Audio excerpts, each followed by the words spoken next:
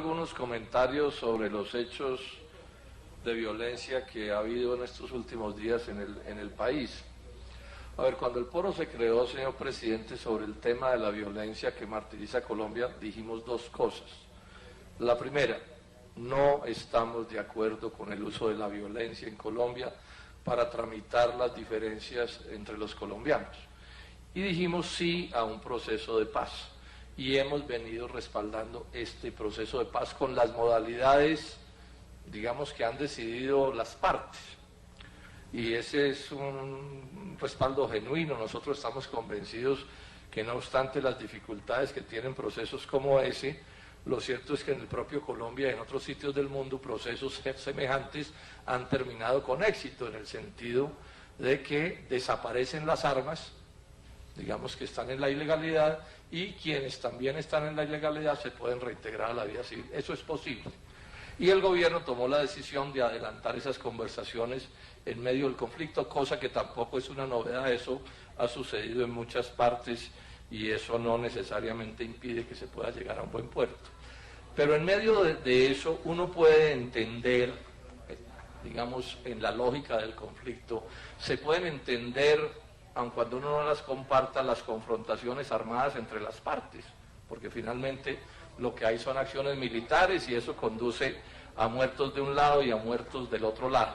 Eso es tremendamente doloroso, no debería ser así, pero así es, y así se está adelantando el proceso. Pero yo me quiero detener, es en relación con unas acciones de las FARC de las últimas semanas que se escapan, a mi juicio, de esa propia lógica del conflicto de fuerzas militares enfrentadas y se vuelven ya son actos contra la población civil. Por ejemplo, dejar sin energía eléctrica a Buenaventura o dejar sin energía eléctrica a Tumaco, pues es un daño inmenso a unos ciudadanos que nadie puede decir que sean parte militar en el conflicto, o sea que no hay justificación, digamos, en esa lógica de la guerra, ni siquiera en esa lógica hay justificación posible. O lo que sucede con los carrotanques en Putumayo, ¿sí? Porque ese es un acto también de destrucción de propiedad privada y de daño a las cosas públicas, de los que son víctimas ciudadanos colombianos que no son actores, digamos, armados del conflicto, o sea que allí también la justificación es igual a cero.